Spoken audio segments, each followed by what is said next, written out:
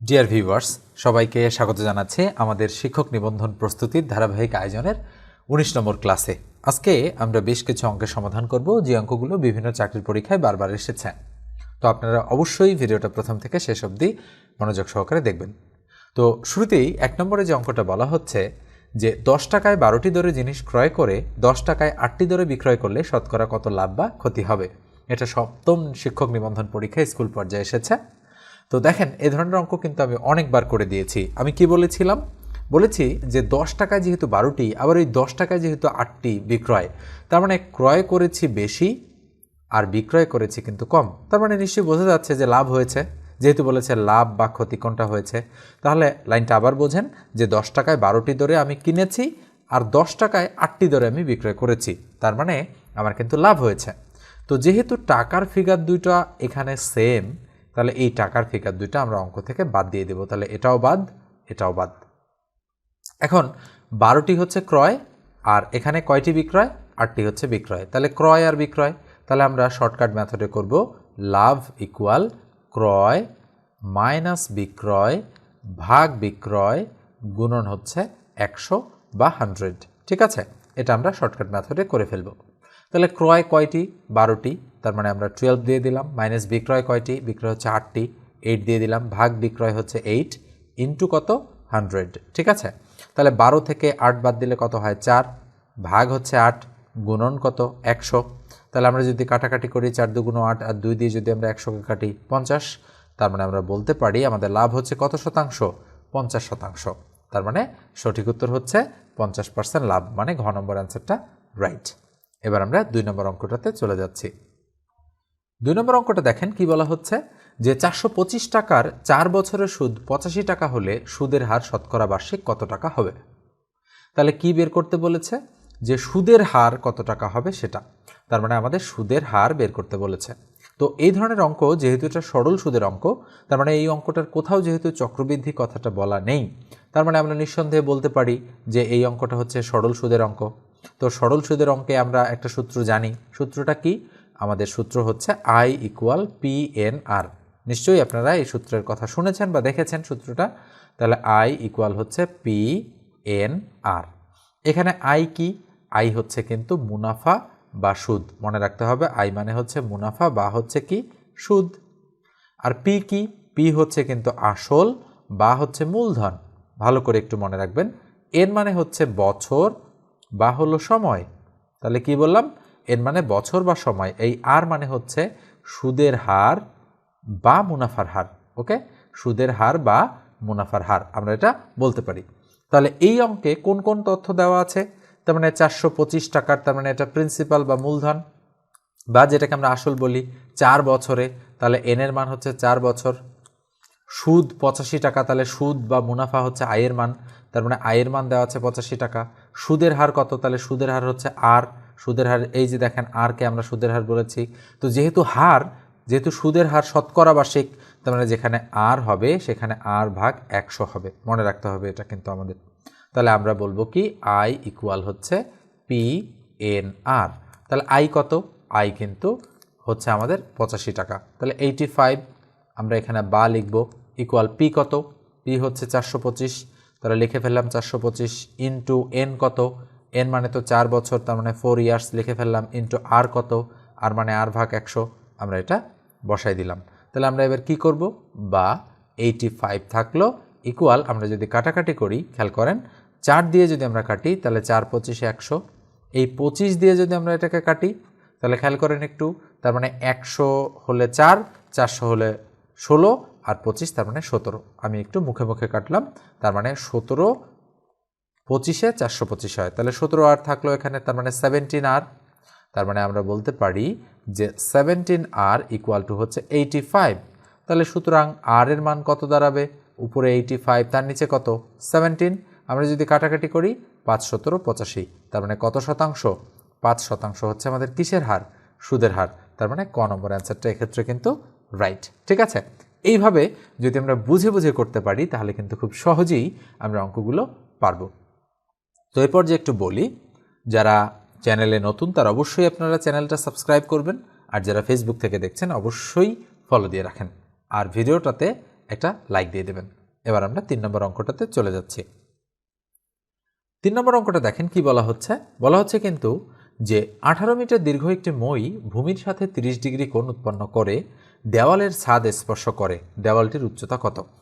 এই যে এইরকম যেগুলো অঙ্কে হচ্ছে ডিগ্রি দেওয়া থাকে, অর্থাৎ এটা কিন্তু 30 ডিগ্রি, এই ডিগ্রি কথাটা এখানে লেখা আছে বিধায় এখানে কিন্তু এরকম গোল চিহ্নটা দেওয়া নেই। যদি এটা লেখা না থাকতো তাহলে 30 ডিগ্রি বলা থাকতো। যেহেতু কোণ, তার মানে এই অঙ্কটা হচ্ছে ত্রিকোণমিতিক অনুপাতের অঙ্ক, অর্থাৎ সাইন, কস, ট্যান, কট, সেক, কোসেক এই সূত্রগুলো এখানে প্রযোজ্য হবে।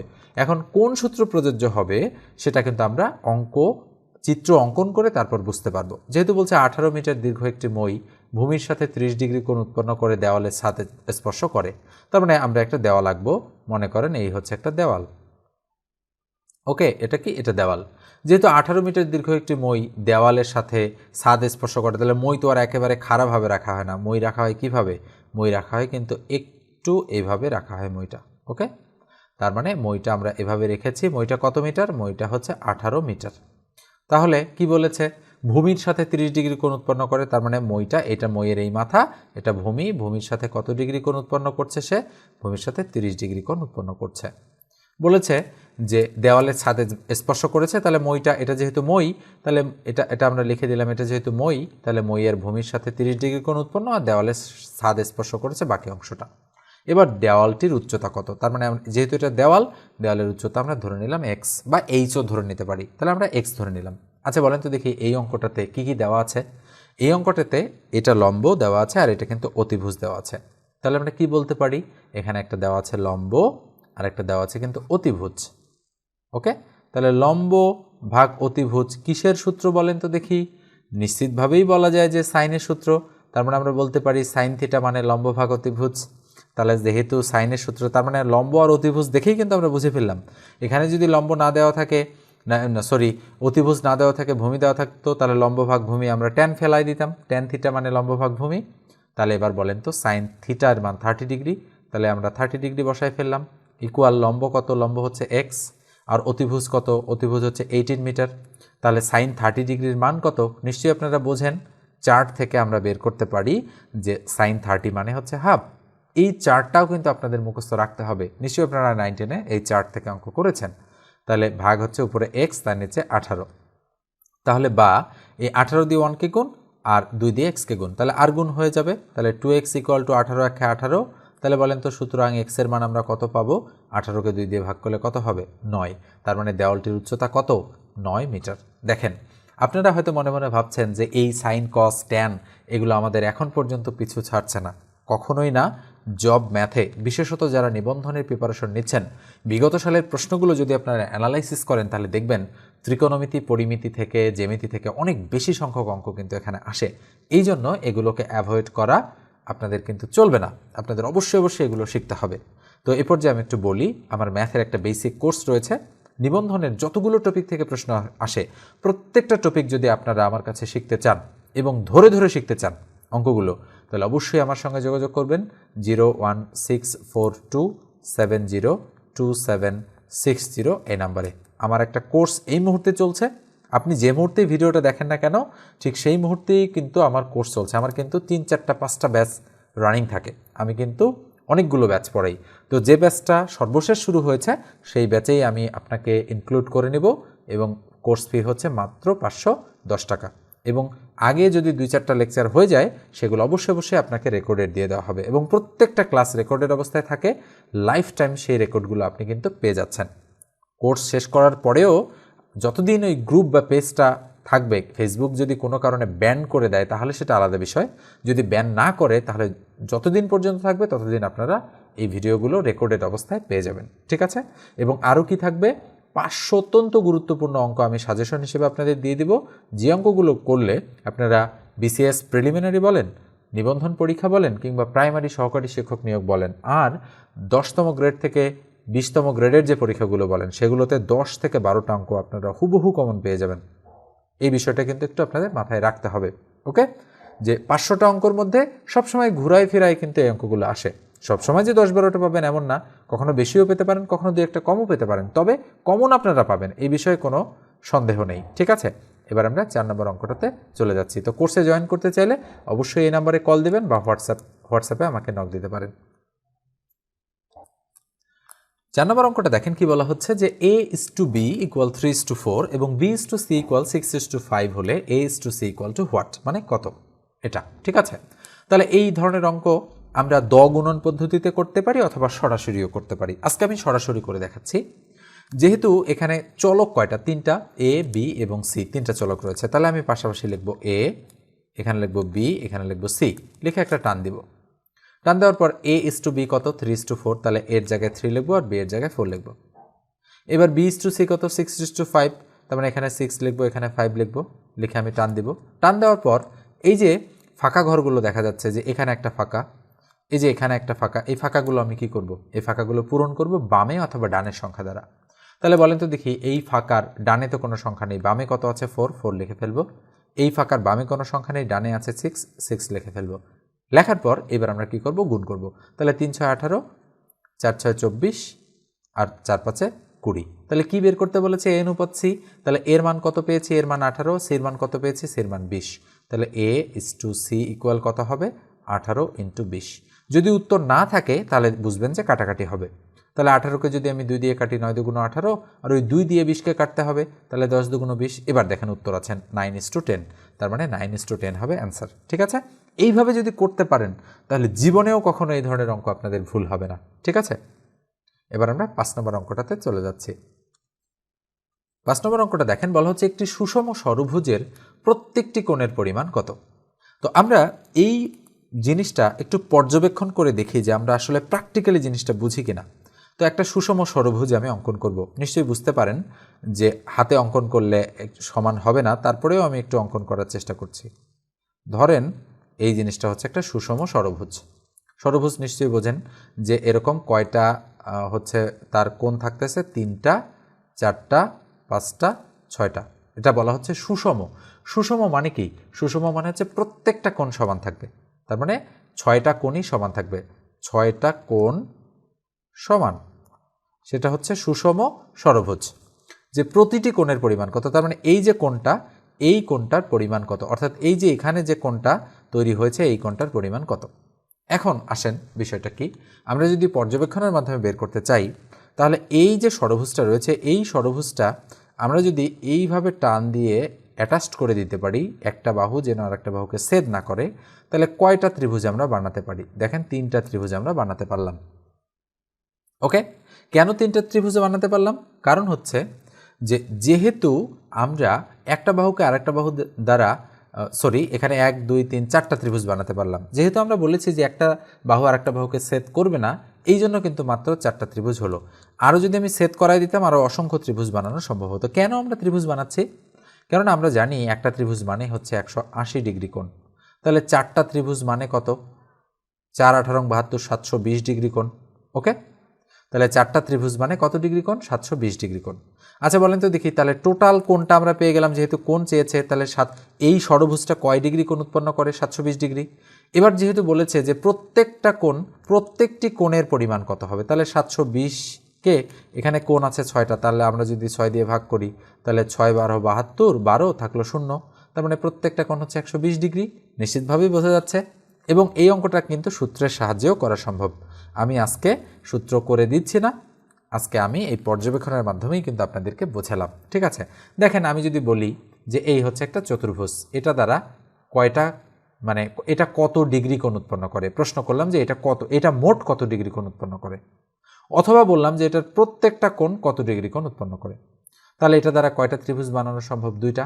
তাহলে 180 180 কত হয়, 360। তাহলে এটা টোটাল 360 ডিগ্রি কোণ উৎপন্ন করে। এবং প্রত্যেকটা কোণ কত ডিগ্রি কোণ উৎপন্ন করে, তাহলে একে যদি আমি 4 দ্বারা ভাগ করি, তাহলে 4 নং 36, তাহলে প্রত্যেকটা কোণ 90 ডিগ্রি কোণ উৎপন্ন করে। নিশ্চয়ই বোঝা যাচ্ছে। এবার যদি বলি যে একটা পঞ্চভুজ কত ডিগ্রি কোণ উৎপন্ন করে, তাহলে 1 2 3 4 5 পঞ্চভুজ হয়ে গেল। তাহলে পঞ্চভুজ দ্বারা আমি কয়টা ত্রিভুজ বানাতে পারি, তাহলে 1টা 2টা 3টা, তার মানে 1 2 3টা ত্রিভুজ বানাতে পারি। তাহলে একটা ত্রিভুজ মানে 180 ডিগ্রি, নিশ্চয়ই আমরা বুঝি যে ত্রিভুজের 3 কোণের সমষ্টি 180 ডিগ্রি। তাহলে 3টা ত্রিভুজ মানে কি, 3 18 কত, 54, তাহলে 540 ডিগ্রি। তাহলে এটা মোট 540 ডিগ্রি কোণ উৎপন্ন করে। ওকে, নিশ্চিতভাবেই কিন্তু বোঝা যাচ্ছে বিষয়গুলো। এইভাবে যদি আপনারা বুঝতে পারেন তাহলে কিন্তু আর কখনো, যেহেতু প্র্যাকটিক্যালি বুঝে যাচ্ছেন, তারপরে সূত্র কিন্তু আপনাদের মনে থাকবে। তো আজকে আমি সূত্র করে দিলাম না, পরবর্তী কোনো একদিন আমি সূত্রের সাহায্যে করে দিব। এবার আমরা 6 নম্বর অঙ্কটাতে চলে যাচ্ছি। 6 নম্বর অঙ্কটা দেখেন যে প্রত্যেকটা ভিডিওতে আমি একটা করে অতিরিক্ত অঙ্কের সমাধান করে দিই। এটা হচ্ছে জ্যামিতি বিষয়ক একটা অঙ্ক। এটা ষষ্ঠ শিক্ষক নিবন্ধন পরীক্ষা স্কুল পর্যায়ে এসেছে, যেটা 2010 সালে অনুষ্ঠিত হয়েছিল। বলছে নিচের কোন 3টি রেখাংশের দৈর্ঘ্য দ্বারা একটি সমকোণী ত্রিভুজ আঁকা সম্ভব। তার মানে কোন ক্ষেত্রে একটা সমকোণী ত্রিভুজ আঁকা সম্ভব। নিশ্চয়ই আপনারা বোঝেন যে সমকোণী ত্রিভুজ দেখতে কিন্তু এরকম হয়, অর্থাৎ যে ত্রিভুজের একটা কোণ 90 ডিগ্রি সেই ত্রিভুজটা হচ্ছে একটা সমকোণী ত্রিভুজ। এবং সমকোণী ত্রিভুজের ক্ষেত্রে একটা বিষয় কাজ করে এভাবে, এটা যদি এ, এটা যদি বি, এটা যদি সি হয়, তাহলে আমরা বলতে পারি যে অতিভুজের উপর মানে এসির উপর স্কোয়ার যা হবে লম্বের উপর স্কোয়ার, অর্থাৎ এ বি তার স্কোয়ার প্লাস ভূমি হচ্ছে বিসি, বিসির উপর স্কোয়ার করলেও কিন্তু তার সমান হবে। অর্থাৎ অতিভুজ স্কোয়ার ইকুয়াল লম্ব স্কোয়ার প্লাস ভূমি স্কোয়ারের সমষ্টির সমান। তাহলে কোন ক্ষেত্রে হচ্ছে, এবং অতিভুজ হচ্ছে সবচেয়ে বড় বাহুটা।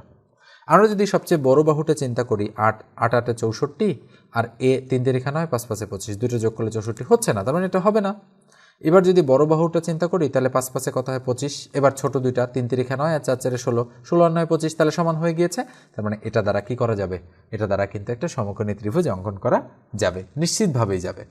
তো এই হচ্ছে খ নম্বর অ্যান্সারটা এক্ষেত্রে আমাদের কিন্তু রাইট। এখন একে যদি আমরা ডাবল করি তাহলে 3 ডাবল 6, 4 ডাবল 8, 5 ডাবল 10, এটা দ্বারাও কিন্তু একটা সমকোণী ত্রিভুজ অঙ্কন করা যাবে। কেন যাবে? 10 10 100, 6 6 36 আর 8 8 64, 64 36 100। তার মানে এইভাবেও আমরা কিন্তু জিনিসগুলো মনে রাখতে পারি। আরও একটা আছে, যেমন 5 12 13, এটা দ্বারাও সমকোণী ত্রিভুজ অঙ্কন করা যাবে। কারণ কি? কারণ হচ্ছে 13-র উপর স্কোয়ার মানে 13 13 169, 5-এর স্কোয়ার মানে 25, আর 12-এর স্কোয়ার মানে 144, তাহলে 144 আর 25 169। তার মানে বিষয়টা কি? বিষয়টা হচ্ছে যে আমরা অতিভুজের উপর স্কোয়ার করব, তার সমান হবে লম্বের স্কোয়ার যোগ ভূমির স্কোয়ার, এই দুটোর যোগফল। ঠিক আছে? তো এই জন্য আমরা এই অঙ্কগুলো এইভাবে প্র্যাকটিস করব যাতে করে আমাদের আর ভুল না হয়। তো ভিডিওটা এই পর্যন্তই রাখছি। অবশ্যই আপনারা কমেন্ট করে জানাবেন যে ভিডিওগুলো কেমন লাগছে। আপনাদের একটা কমেন্টে কিন্তু আমরা অনেক বেশি হচ্ছে ইন্সপিরেশন পাই, মানে পরবর্তী ভিডিওটা করার জন্য। আপনারা অবশ্যই কমেন্ট সেকশনে জানাবেন যে কেমন হলো ভিডিওটা। আরও কোনো বিষয়ে আপনাদের হচ্ছে যদি জানার থাকে তাহলে সেই বিষয়গুলো লেখেও আপনারা মন্তব্য করবেন বা কমেন্ট করবেন। আর একটা লাইক দিতে ভুলবেন না। ধন্যবাদ সবাইকে।